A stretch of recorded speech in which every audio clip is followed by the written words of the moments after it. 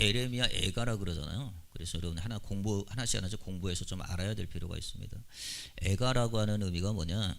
에가라고 하는 의미는 에카라는 히브리어인데 에카라는 말에서 온 건데요. 에카라는 말은 어찌하여 그런 거예요. 어떤 큰 일을 만났어요. 슬픈 일을 만났어요. 아픈 일을 만났어요.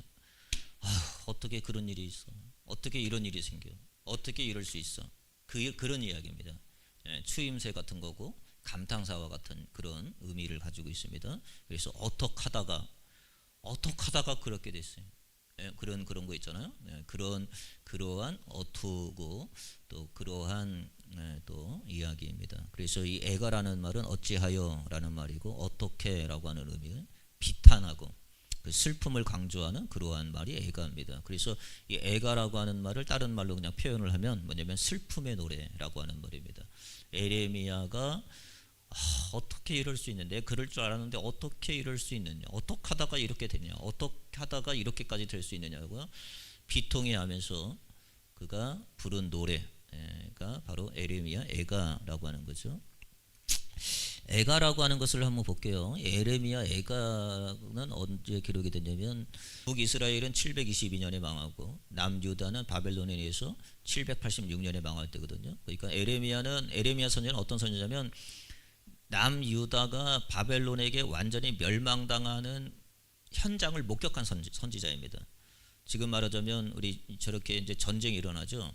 뭐 러시아하고 우크라이나 전쟁도 일어나고 그 다음에 또 팔레스타인 저쪽에도 지금 전쟁이 일어나는데 그 상황들을 실질적으로 경험한, 그죠?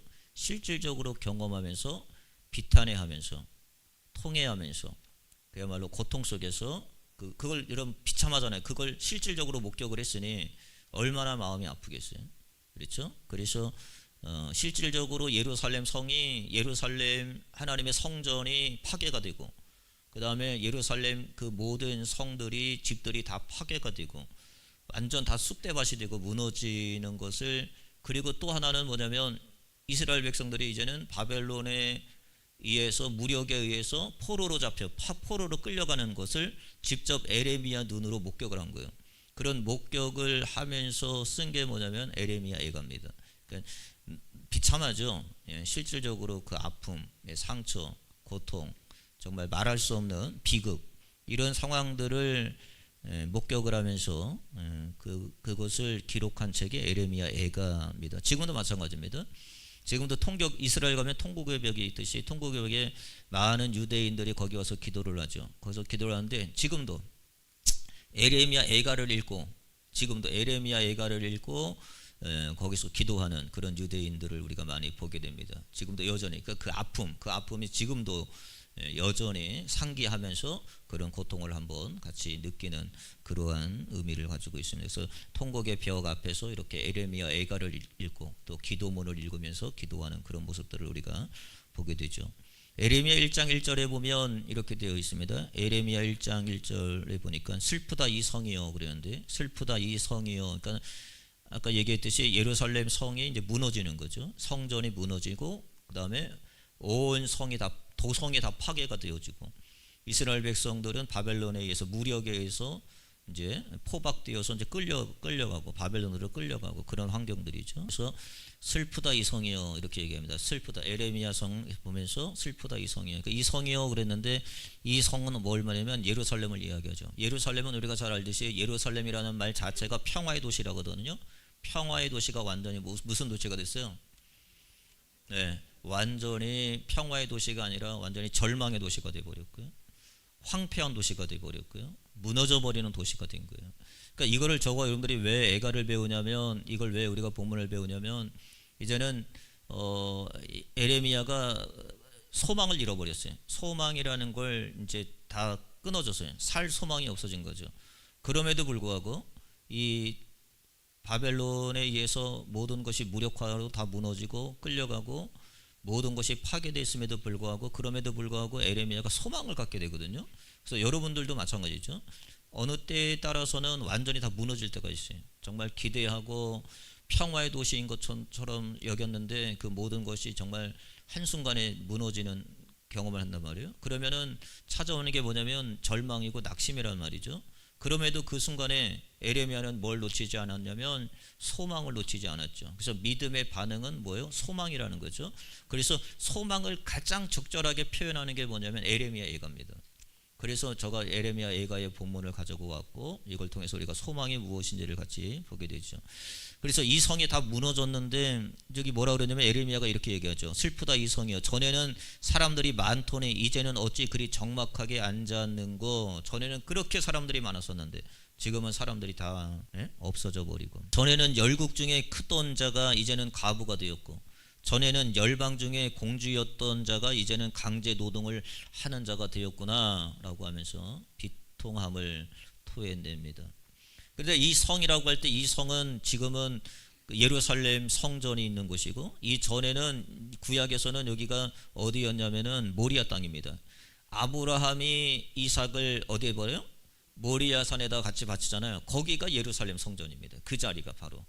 그래서 창세기 22장 1절에 보니까 하나님이 아브라함에게 모리아 땅에 갖다 바치라 그랬는데 역대하 3장 1절에 보니까는 바로 이 땅에 이곳에 모리아 산에 아브라함이 이삭을 드렸던 이곳에 뭐가 세워졌냐면 솔로몬 성전이 세워진 거예요. 지금 그 에레미야가 봤던 이 성전이 무너진 건 바로 무슨 성전이 무너진 거예요? 솔로몬이 7년 동안 지었던 성전이 무너진 거예요. 솔로몬이 지었던 성전이 무너진 거라고요. 그러니까 역대하 3장 1절에 보니까 솔로몬이 예루살렘 모리아 산에 여호와의 전 건축하기를 시작했다. 어디요? 모리아 산에. 그러니까는 굉장히 역사적인 것이고 상징적인 것이고 굉장히 이들에게는 굉장히 중요한 거예요. 굉장히. 근데 그 성이 완전히 바벨론에 의해서 파괴가 돼가지고 그 성이 완전히 무너졌다니까 이건 완전히 자기가 무너진 거와 같은 거지. 그러니까 에레미야가 뭐라 그러냐면 오늘 에레미야 애가에 보니까 뭐라 그러냐면 스스로 이기를 나의 힘과 여호와께 대한 뭐가 끊어져요? 소망이 끊어졌어요. 완전히 소망이 끊어졌고, 그리고 뭐가 있었냐면 낙심이 오기 시작했단 말이에요. 소망이 끊어지고 낙심이 오게 되고. 그런데 얼마 지나지 않아서 에레미야가 뭐라 그러냐면 다시금 뭘 찾아요? 소망을 다시금 찾게 된단 말이에요. 우리 환경 가운데 이게 굉장히 중요한 거예요. 왜냐하면 저와 여러분들도 어느 순간에 만나면 소망이 딱 끊어지고, 소망이 끊어지면 낙심과 절망이 오게 되고, 그러면 그 상태로 계속 머물러 있으면 안 된다고요. 그때 여러분들이 빨리 에레미야 애가를 빨리 보셔야 돼. 에레미야서를 빨리 보시고, 그리고 뭘 찾아야 되냐면 뭐요? 소망 되시는 주님을 빨리 찾으셔야 된단 말이에요. 소망, 다시금 새롭게 소망이 있구나라고 하는 것을 우리가 좀 기억해야 됩니다. 그럼 소망이 뭐냐 한번 볼게요. 히브리서 11장 1절에 보니까 믿음은 바라는 것들의 실상이라고 있습니다. 우리 성경에는 뭐라 그러냐면 믿음은 바라는 것들의 실상이라고 그러는데, 실제로는 성경에는 뭐라 그러냐면 믿음은 소망하는 것들의 실상이다 그렇게 되어 있습니다. 그러니까 바라는 것이 소망이에요. 그냥 소망이라고 하는 말이지, 그러니까는 소망하는 것들이 실상이다 그렇게 얘기합니다. 그럼 바라는 것들이 소망이라는데, 소망이라는 게 뭐냐? 소망은 단어가 이런 거예요. 소망은 엘피스라는 단어입니다. 엘피스. 소망이라는 단어는 그냥 명사형으로는 엘피스. 엘피스가 뭐냐? 그냥 확신, 기대, 뭐 어떤 바램 이런 걸 우리가 새년이 되면 또 2000년 이제 또 여러분들이 우리 신년이 지나고 이제 구정이 또 다가오지만 이제 되면 뭐예요?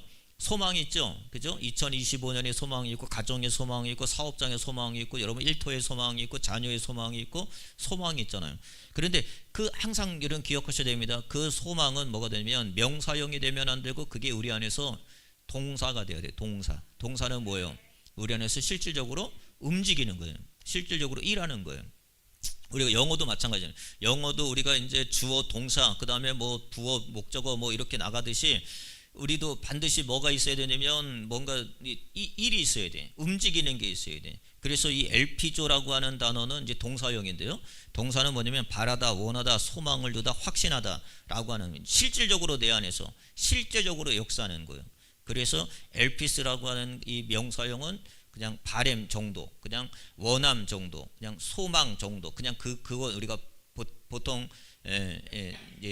사전에 있듯이 그런 사전이고, 근데 이것이 우리에게 뭐가 되냐면 동사가 되어야 된단 말이에요. 소망의 본질을 볼게요. 소망의 본질이 뭐냐? 눈에는 보이지 않고 손에 잡히지도 않고 귀에 들리는 것처럼 들리지도 않아요.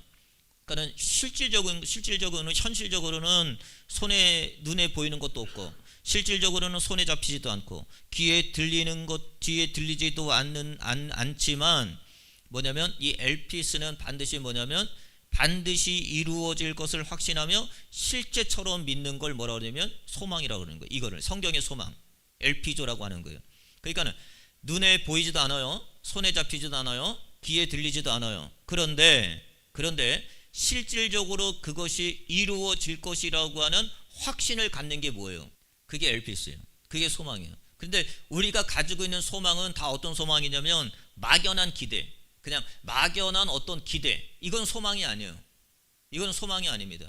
그러니까 성경적인 소망은 뭐냐면 실질적으로 손에 잡히지도 않고 귀에 들리지도 않고 눈에 보이지도 않지만 반드시 그것이 이루어진다고 하는 확신을 실제처럼 믿는 것, 실제화 되어지는 것을 그걸 뭐라 하냐면 그걸 소망이라고 이야기한다는 거죠. 그러면 무엇을 근거로 소망을 확신할 수 있느냐? 그럼 무엇을 근거로 우리가 소망이라고 하는 것을 말할 수 있느냐라는 거죠. 그래서 오늘 에레미야를 통해서 우리가 그럼 소망의 근거가 뭐냐?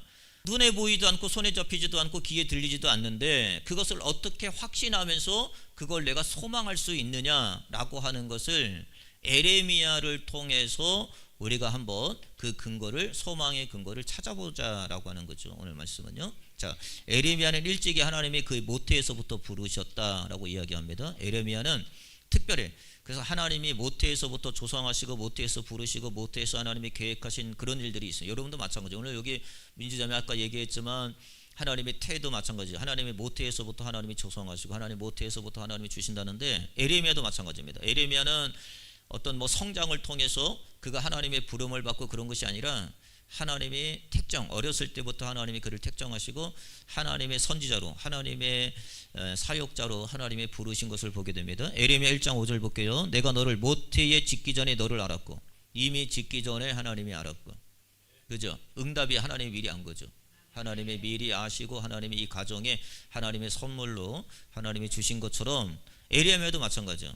이미 어머니 모태에서부터 짓기 전에, 어머니 모태에서 생기기 전에 이미 하나님은 그를 알았다라고 이야기하고 있습니다. 그리고 하나님은 그를 때에 맞춰서 하나님은 에레미야를 낳게 하시고 에레미야를 주신 거죠. 다윗도 마찬가지고 다윗도 그런 고백하죠. 다윗도 보면 주께서 내 내장을 지으시면 나의 모태에서 나를 만드셨다. 다윗도 어떤 경험을 하냐면 하나님이 나를 조성하셨고 하나님이 나를 만드셨다. 실질적으로 난 거는 부모지만 어머니의 뱃속에서 잉태가 되고 어머니가 나를 키워줬고 어머니가 나를 양육해줬지만 그 이전에, 그죠? 그 배후에 누가 있었다는 거예요? 하나님의 계획이 있었다는 거죠. 그 배후에 하나님의 역사가 있었다는 거예요. 그래서 하나님께서 나를 지으시고 모태에서 나를 만드셨다. 욥도 이런 고백을 하죠. 주의 손으로 나를 빚으시고 나를 만드셨다. 하나님이 나를 빚어 가시는 거고 하나님이 나를 만들어 가시는 거예요. 욥기 10장 11절도 마찬가지입니다. 피부와 살을 내게 입히시고 뼈와 심줄로 나를 엮으시고. 하나님의 귀한 오묘한 창조의 역사가 성경에마다 고백들이. 이사야도 마찬가지고 너를 만들고 너를 모태에서 지어낸 너를 도와줄 여호와가, 하나님이 나를 만들고 모태에서부터 나를 지어내신 그 하나님. 바울도 마찬가지죠. 갈라디아서 1장 15절에 보니까 내 어머니의 태로부터 나를 작정하시고 어머니의 태로부터 나를 작정하셨다. 우리도 마찬가지예요. 그러면 우리는 안 그래요? 우리도 마찬가지죠. 사도 바울이 에베소 교회를 통해서 뭐라 그랬어요? 에베소 2장 10절에 보니까 우리는 그가 만드신 바라. 하나님 우리를 만드신 줄 믿습니다.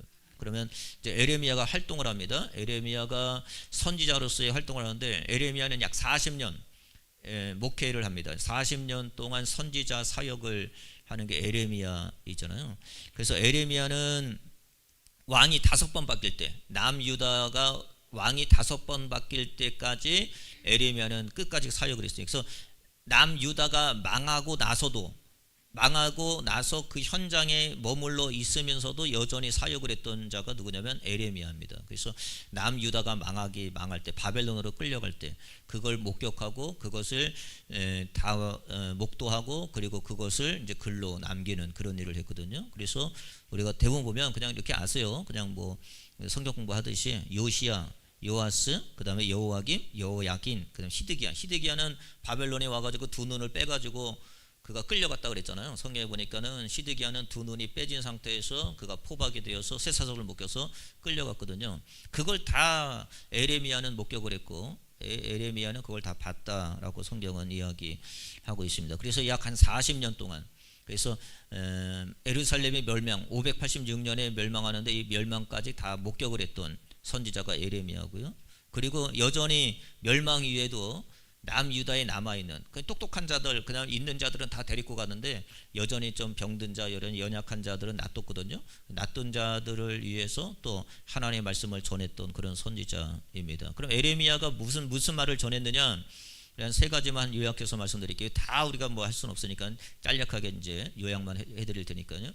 에레미야가 그러면 40년 동안 남유다에서 사역하면서 전한 게 뭐냐? 죄를 지적했어요. 회개해라. 죄를 지적해. 여러분도 마찬가지죠. 꼭 성경은 여러분에게 뭐냐면 회복을 시키려면 죄를 지적합니다. 죄를 지적하고 죄에 대해서 알게 하시고 죄에 대해서, 여러분 이게 하나의 역사로만 끝나면 아무 의미가 없어요.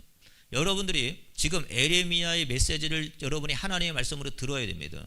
만약에 여러분들이 이 메시지를 듣고도 여러분들이 회개하지 아니하고 여러분들이 죄에서 돌이키지 아니하고 여러분들이 여전히 강팍한 마음으로 살면 반드시 뭐가 일어나요?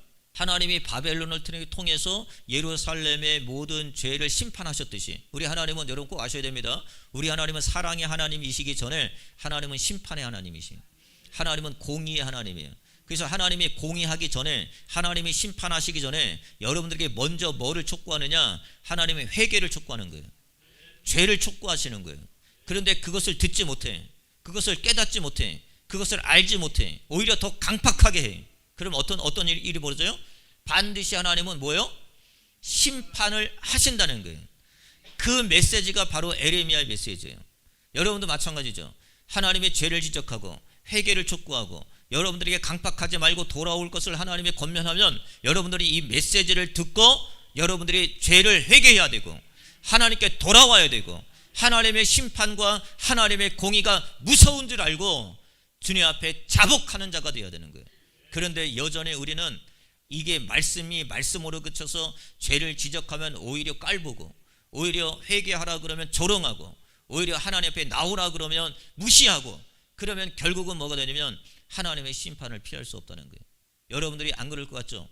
바벨론이라고 하는 신흥국가, 하나님이 전혀 알지도 못했던 그런 나라를 하나님이 들어서 그런 나라가 아수르를 물리치고, 아수르를 물리친 데 의해서 이제는 북이스라엘도 물리치고, 북이스라엘도 여러분 회개할 기회를 그렇게 줬음에도 불구하고 남유다가 회개하지 않아요. 북이스라엘이 분명히 망했는데 그럼에도 남유다가 회개하지 않아요. 그러니까 하나님이 회개할 기회를 줬는데도 회개하지 않으니까 하나님이 남유다까지 바벨론에 의해서 하나님이 심판하시고 하나님께서 모든 것을 다 파괴하시고 황폐케 하시는 것을 우리가 역사적으로 보죠.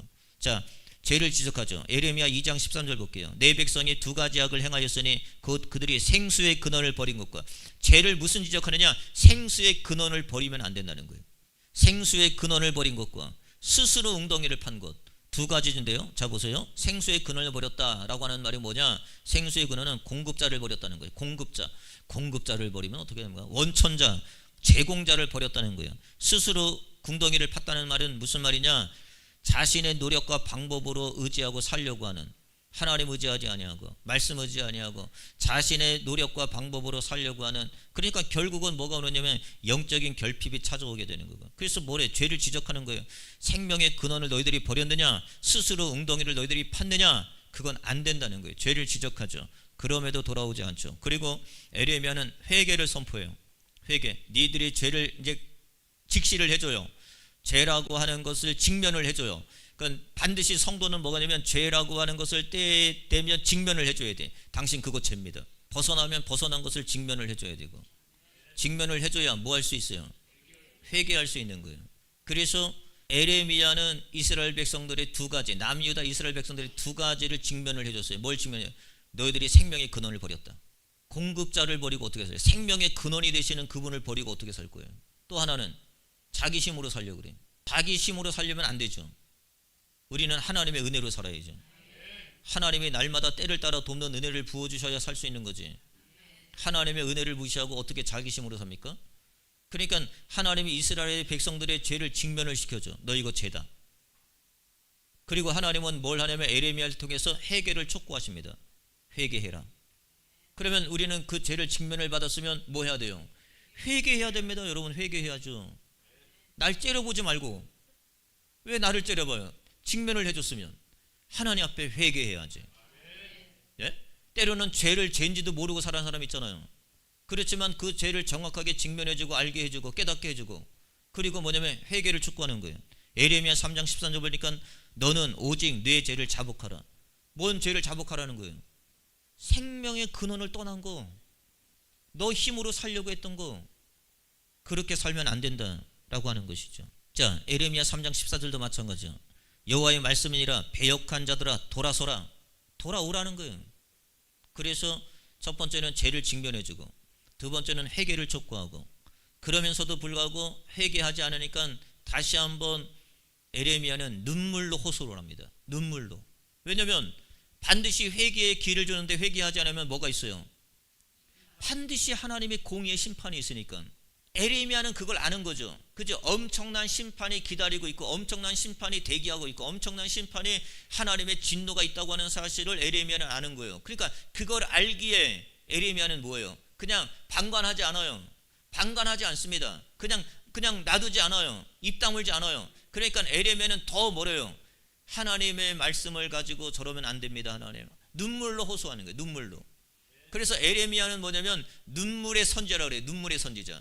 왜냐하면 너무나 죄를 직면해주고 회개를 촉구해요. 몇 년 동안? 40년 동안 그렇게 얘기했는데, 그렇게 알아듣게 말했는데, 그렇게 알아듣게 전해줬는데, 그럼에도 불구하고 회개하지 않냐고, 그럼에도 불구하고 하나님께 돌아오지 않으니까 에레미야는 뻔히 알잖아요. 저거는 망하게 되고 심판받게 되고, 그것은 하나님의 진노가 임하게 되고 공의의 하나님이 역사하게 되는데, 그럼 어떻게 되느냐는 거예요. 안 되죠. 그러니까 에레미야는 뭐예요? 뭐가 나요? 눈물이 나는 거죠. 여러분도 만약에 여러분 기도하잖아요. 우리 기도하시는 분도 있지만 새벽에 보니까 기도하시는 분들이 있어요. 기도하시는 분 막 울면서 기도한다고요. 왜 울어요? 왜 울면서 기도합니까? 알거든요. 저렇게 죄를 지적해주고 직면해주고 회개를 촉구해줘도 그냥 내 마음대로 자기심 정말 터진 운동이가 되어서 아무리 해도 안 될 텐데 뻔히 알거든요. 그러니까 너무 불쌍하죠. 너무 불쌍하니까 거기에서 에레미야처럼 눈물의 호소가 나오는 거죠. 자, 여기 볼게요. 에레미야서 9장 1절 볼게요. 어찌하여 내 머리는 물이 되고 내 눈에 눈물이 근원이 될고 죽음을 당할 딸 내 백성을 위하여 주야로 울리로다. 그러니까는 에레미야는 계속 뭐만 하면 우는 거예요. 우는 거예요. 에레미야는 단순히 지적하고 경고하고 심판만 전한 선지자가 아니라 고통을 함께 아파하는 눈물의 선지자인 거죠. 여러분도 마찬가지예요. 우리도 어떤 사람들은 지적하는 거 좋아하는 사람이 있어요. 어떤 사람은 경고하는 거 좋아하는 사람이 있어요. 어떤 사람은 심판하는 거 좋아하는 사람이 있어요. 그것만 하면 안 된다니까. 함께 기도해 줘야 되는 거예요. 에레미야는 그래서 그 눈에서 눈물이 마를 날이 없다고 그랬어요. 여러분, 지적하는 건 누가 못해요? 지적하는 건 누가 못해요? 판단하는 건 누가 못합니까? 심판하는 거, 정죄하는 건 누가 못해요? 다 해요. 여러분, 못하는 사람은 어디 있어요? 여러분, 그런데 그 사람을 불쌍히 여기고 눈물로 기도해주고, 하나님 불쌍히 여겨주옵소서, 하나님 긍휼히 여겨주시옵소서, 하나님 자비를 베풀어 주시옵소서, 하나님의 은혜를 내려주시옵소서. 눈물로 기도해야지. 에레미야는 그냥 죄만 지적한 게 아니에요. 회개하라고 외친 것뿐만 아니에요. 그는 실질적으로 그를 위하여 눈물을 흘리며 기도했어요. 다니엘도 마찬가지죠. 이스라엘 백성들을 보면서 다니엘도 뭐예요? 실질적으로 그는 금식하며 베옷을 입고 그도 울면서 하나님 앞에 기도했어요. 이사야도 마찬가지예요. 이사야도 하나님의 심판 앞에 슬피 통곡하며 하나님 앞에 기도했어요. 예수님도 마찬가지예요. 예루살렘 성전에 가까이 오니까 누가복음 19장 42절이니까 가까이 오사 성을 보시고 우시며, 예수님도 우셨어요. 하나님의 심판, 하나님의 무서운 심판이 다가올 것을 아시기 때문에 예루살렘이 다 파괴되고, 예수님 때는 로마에 의해서 이 예루살렘 성이 다 파괴될 것을 예수님이 아셨으니까 그렇게 회개를 하고 죄를 직면해주고 회개를 촉구하지만 회개하지 않아요. 그런데 에레미야에게 오히려 돌아온 것, 오히려 에레미야에게 돌아온 게 뭐냐? 여러분, 누구도 죄를 직면해주는 사람이 없어요. 에레미야는 죄를 직면해줘요. 회개를 촉구합니다. 그럼에도 불구하고 회개하지 않아요. 그러니까 에레미야는 뭐예요? 눈물로써 밤낮을 주야로 눈물로써 살아서 눈물로써. 그런데 오히려 그에게 돌아온 게 뭐냐? 보세요. 그에게 돌아온 게 더 강한 반발과 저항에 부딪혀요. 엄청난. 에레미야 5장 3절 볼게요. 여호와여 주의 눈이 진리를 찾지 아니하시나이까. 주께서 그들을 치셨을지라도 그들이 아픈 줄도 알지 못하는. 하나님이 그를 쳤는데도 불구하고 아픈 줄, 얼마나 무감각한, 영적으로 얼마나 무감각한지 하나님은 분명히 쳤거든요. 여러분 그런 사람도 있어요. 영적으로 완전히 무감각한 사람은 하나님이 치셨어요. 하나님이 조금이나마 심판을 하나님이 감지할 수 있도록 하나님이 경고했어요. 경고의 메시지를 보낸 거예요. 우리가 그러잖아요. 레드 카드를 꺼내기 전에 먼저 뭘 줘요? 엘로 카드를 주잖아요. 하나님이 여러분들에게 엘로 카드를 너 조심해야 된다. 경고야, 이러면 안 돼 라고 하나님이 우리의 삶에 엘로 카드를 꺼내주신 거예요. 그럼에도 불구하고 그 엘로 카드를 받고도 뭐요? 아픈 줄로, 이 경각심을 갖지 못하는 거예요. 하나님이 그들을 치셨는데 그들이 아파할 줄을 몰라요. 그들이 멸했을지라도 그들이 징계를 받지 아니하고 그들의 얼굴을 바위보다 굳게 하여 돌아오기를 싫어하므로. 에레미야 18장 18절에 보니까 그들이 말하기를 오라 우리가 꾀를 내어 에레미야를 치자. 제사장에게 율법이 지혜로운 자에게 책략이 선지자에게 말씀이 끊어지지 아니할 것이요 오라 우리가 혀로 그를 치고 그의 어떤 말에도 주의하지 말자. 에레미야가 말해도 우리는 듣지 말자. 아주 단합을 하고 함께하고 아주. 그러니까 오히려 에레미야가 그렇게 눈물을 흘리며 기도했음에도 불구하고 그들의 말을 전혀 듣지 않더라는 거죠. 그리고 오히려 에레미야는 그럼에도 불구하고 목숨의 위협까지 당하게 되어지는 거예요. 목숨의 위협까지. 여호와께서 아나도 사람에게 대하여 이와 같이 말씀하시되 그들이 내 생명을 빼앗으려고 찾아 이르기를. 에레미야 선지를 죽이려고, 에레미야 생명을 빼앗으려고 그들이 찾아다니는 일을 만나게 되는 거고요. 오히려 에레미야는 조롱거리로 전락을 했대요. 조롱거리가 됐습니다.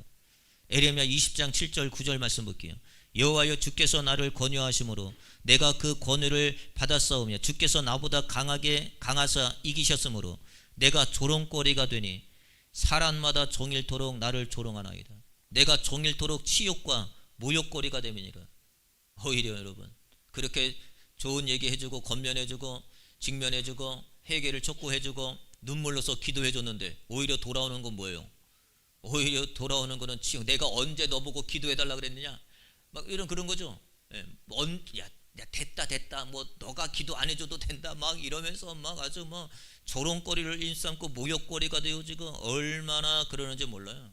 그리고 실질적으로 그를 진흙 구덩이에, 마른 구덩이에 넣어서 죽이려고 했던 그런 위협도 나가요. 구덩이에 던져지기도 하고요.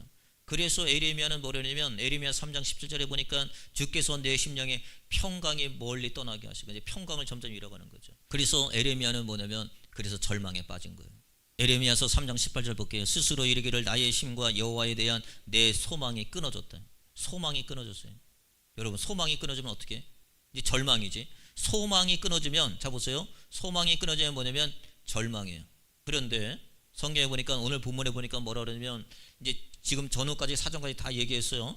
보니까 에레미야가 뭐라냐면 그 마음에 그것을 기억하여 내가 낙심되오나, 그죠? 낙심됐어요. 뭐가 왔다는 거예요? 절망이 된 거죠. 그런데 그것을 내 마음에 담아두었더니 그것이 오히려 나의 뭐가 됐다고요? 소망이 됐다는 거예요. 절망이 왔어요.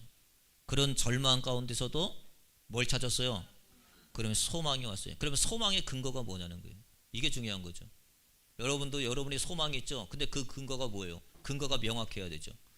지금 에레미야는 그런 환경 속에서 정말 죽을 수밖에 없는, 평강을 잃어버리고 절망할 수밖에 없는, 낙담할 수밖에 없고 낙심할 수밖에 없는 환경이지만, 그런데 그가 비로소 또 한 번 뭘 찾아요? 소망을 찾아요. 그럼 소망의 근거가 뭐냐라는 거죠. 첫째, 소망의 근거. 첫째는 뭐냐면 하나님의 성실함을 기억했어요. 하나님의 성실함을 기억하시면 소망이 생깁니다. 여러분도 마찬가지예요. 낙심된 자, 절망된 자가 있어요. 반드시 여러분의 삶 가운데도 낙심될 때가 있어요. 절망이 찾아올 때도 있습니다. 그때 여러분들이 뭐 해야 되냐면 하나님의 성실하심을 기억하셔야 돼요. 하나님의 성실하심을 떠올리셔야 돼요. 하나님의 성실함을 여러분들이 잊지 마셔야 됩니다. 여러분, 우리 하나님은 성실하신 하나님이에요. 여기 보니까 뭐라 그러면, 오늘 본문에 보니까 뭐라 그랬어요? 여호와의 인자와 국리를 무궁하시며 우리가 진멸되지 아니함이로다. 이것들은 아침마다 새로우니 주의 성실함이 크시도소이다. 하나님의 성실함이 뭐다고요? 크다는 거예요. 하나님의 성실함이 크다는 거예요. 여기 성실이라고 번역된 단어가 뭐냐면 애문합니다. 이게 믿음이라는 거예요. 믿음. 이게 믿음이요. 우리 하나님은 어떤 하나님이에요? 우리 하나님은 믿음의 하나님이에요. 믿음의 주여 온전케 하신 예수를 바라보라 그러잖아요. 그러니까 저와 여러분들이 믿는 하나님은 누구냐? 우리 하나님은 성실하신 하나님. 따라서요. 우리 하나님은 성실하신 하나님. 여러분들이 낙심됐어요. 여러분들이 낙심되고 여러분들이 절망이 오고 여러분들이 모든 평안을 잃어버리는 때가 온단 말이에요. 그때 여러분들이 상기해야 돼. 떠올려야 돼. 기억하셔야 돼. 말씀으로 여러분들이 시인하셔야 돼. 내가 믿는 하나님은 성실하신 하나님이시다. 내가 아는 하나님은 성실하신 하나님이시다. 무슨 하나님이요? 성실하신 하나님. 성실하신 하나님이 뭐냐? 그 하나님은 한번 약속하면 결코 변하지 아니한 하나님. 하나님은 약속하면 결코 변하지 아니하신 하나님. 그게 뭐냐? 우리 하나님은 성실하신 하나님이에요. 결코 그분이 말씀하시면, 약속하시면, 그분이 우리에게 언약을 맺으시면 결코 뭐요? 변하지 아니하고 반드시 이루시는 하나님. 또 여기 보세요. 하나님의 약속은 인간의 변덕스러움과 달리 항상 동일하시고 여전히 유효하다. 이게 중요한 거예요. 여전히 유효하다는 사실. 여러분들은 낙심됐어요. 여러분들은 절망이 찾아왔어요. 여러분들은 소망이 끊어졌어요. 여러분들에게는 낙심됐어요. 여러분들에게는 평안을 잃어버렸어요. 그런데 이 모든 것이 끊어져도 아직까지 하나님의 약속은 뭐하다고요? 유효하다는 거예요. 하나님의 약속은 끊어지지 않았다는 거예요. 하나님의 약속은 사라지지 않았다는 거예요. 하나님의 약속은 중단되지 않았다는 거예요. 하나님의 약속은 뭐라고요? 유효하다. 에레미야를 잘 보세요. 에레미야는 무슨 생각하면 나라가 완전히 반토막이 났어요. 예루살렘 성이 다 완전히 무너졌어요. 회파됐어요. 예루살렘 성의 모든 성이 다 무너졌어요. 그리고 있는 모든 백성들은 다 바벨론으로 끌려가요. 줄줄이 사탕이야. 다 끌려가고 있는 거예요. 회개하지 아니하고 결국은 심판을 맞이해서 그들이 다 공의의 심판을 받고 있는 거예요. 소망이 끊어졌어요. 이제 모든 게 다 끊어진 것 같아요. 그런데 하나님은 보세요. 하나님은 뭐예요? 여전히 하나님의 약속은 뭐 하지 않아요? 끊어지지 않았다는 거예요. 하나님의 약속은 여전히 환경과 다르게 하나님의 약속은 유효하다고 생각하는 거죠. 여러분도 마찬가지죠. 하나님의 저와 여러분이 약속한 게 있어요. 저와 여러분이 이 성경을 통해서 약속해 주신 것이 있어요. 여러분의 환경은 절망이고 낙심이고 평안을 잃어버리고 여러분들에게 낙담하는 그런 순간이 있다 할지라도 내가 믿는 하나님은 어떤 하나님? 이게 중요한 거죠. 환경이 중요한 게 아니라 여러분이 믿는 하나님은 어떤 하나님이에요? 내가 믿는 하나님은 성실하신 하나님. 그분은 뭐예요? 하나님의 약속은 여전히 뭐예요? 유효하다는 거예요. 두 번째, 하나님은 선하신 계획을 알기에 에레미야가 그럼에도 불구하고 낙심 가운데, 절망 가운데, 낙담 가운데, 평안을 잃어버린 가운데서도 그가 다시금 소망을 가질 수 있었던 것은 뭐냐면 하나님의 선하신 계획을 알게 되면서, 하나님의 선하신 계획을 알게 되면서 다시금 그는 소망을 품게 됐어요.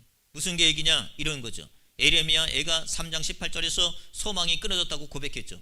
분명히 소망이 끊어졌다고 고백했어요. 그런데 이렇게 얘기합니다. 스스로 이르기를 나의 힘과 여호와께 대한 내 소망이 뭐예요? 끊어졌어요. 그런데 소망이 끊어졌는데 다시금 그가 소망을 갖게 됐어요. 왜 소망을 가졌느냐? 알고 보니까 하나님의 선하신 계획을 알게 된 거죠. 하나님의 선하신 계획.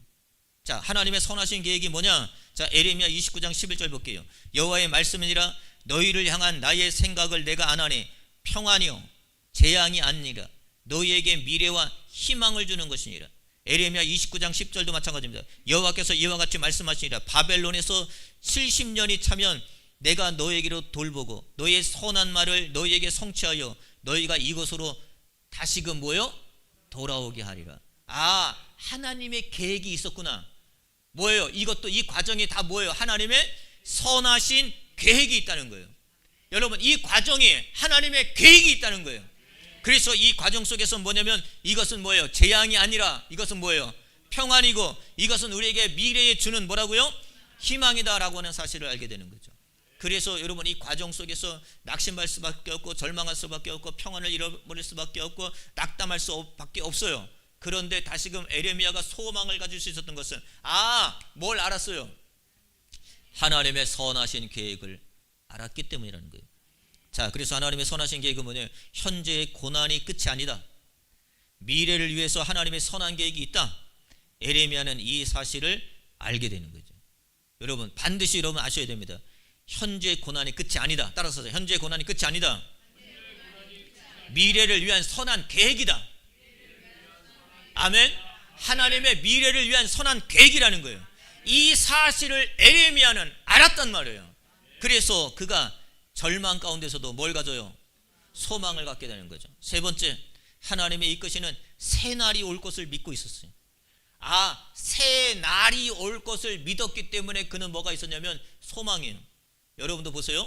반드시 여러분 앞에 새 날이 옵니다. 에레미야 31장 31절 볼게요. 여호와의 말씀이니라 보라 날이 이르니, 여기 날이 이른다 그랬죠. 날이 이른다고 하는 말이 무슨 말이냐면 하나님의 새로운 계획을 가지고 새 일을 행하시는 날이 도래한다는 거예요. 두 번째, 여기 보니까 언약을 맺는다 그랬어요. 새 언약을 맺는다 그랬어요. 이 말이 무슨 말이냐? 새 언약이 있죠. 이전의 방식과는 달리 새로운 방식으로 일하심을 알게 되는 거예요. 자, 우리는 하나님의 일하심을 우리는 잘 알고 있어요. 하나님의 일하심을 뭐냐? 보편적으로 우리 하나님은 이렇게 일하실 거야 라고 우리가 생각하는 거예요. 우리가 생각하는 이게 하나님의 축복이야 라고 생각하는 거죠. 그런데 여러분 아셔야 됩니다. 에레미야는 뭘 알았냐면 하나님의 새로운 방식으로 일하신다는 사실을 알게 된 거예요. 하나님은 뭐라고요? 새로운 방식으로 일하시는 하나님인 거예요. 그래서 에레미야는 절망 가운데서도 그가 소망을 가질 수 있었어요. 자, 첫째, 뭘 가졌어요? 뭘로 알았어요? 첫째는 뭘로 알았다고 그랬어요? 하나님의 성실함을 기억했어요. 우리 하나님은 성실하신 하나님. 그 말은 뭐냐면 지금도 유효하신 하나님. 아멘. 지금도 유효해. 여러분의 삶 가운데는 절망과 낙심과 여러분의 삶 가운데는 모든 게 다 바닥인 것처럼 보이지만 하나님의 약속은 지금도 유효하신 하나님. 두 번째, 하나님은 뭐예요?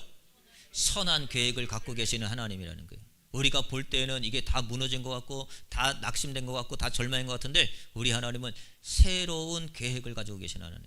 세 번째는요, 우리 하나님은 새 날을 무슨 일로요? 새로운 방식으로, 여러분이 알고 있던 그런 방식 말고, 우리가 1 더하기 1은 2라고 하는 방식 말고 하나님은 2 더하기 5는 5천 명이 먹고도 남기는 방식, 새로운 방식으로 하나님은 일하신다는 거죠. 베드로에게 너는 그물을 낚았는데 밤이 낮도록 낚았는데 낚은 게 없다고 그랬잖아요. 그런데 불구하고 새로운 방식, 무슨 방식이에요? 말씀에 의지하여 깊은 데로 그물을 던지라. 새로운 방식으로 하나님은 일하시는 거죠. 그러니까 이때 뭐가 있냐면 소망이 생기는 거예요. 저와 여러분들도 보세요. 믿음으로 뭘 반응하느냐? 믿음은 내 안에서 뭘 일으키느냐? 소망을 주는 거예요.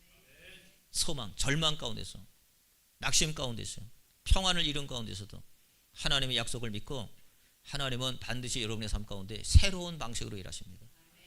새로운 경로로 일하시는 거예요. 새로운 사람을 통해서 일하시는 거예요. 하나님은 그래서 여러분들에게 낙심하지 말고, 아까 말했죠? 소망은 뭐냐면 엘피스. 소망이라는 게 뭐냐? 그냥 여러분이 생각하는 건 그냥 그렇게 되기를 바라는 정도가 아니란 말이에요. 그것을 확신해야 돼. 확신하세요. 그게 소망이야. 그게 믿음의 반응이에요. 그래서 여러분들은 확신하는 성도가 되시기를 주의 이름으로 축원을 드립니다. 기도하겠습니다.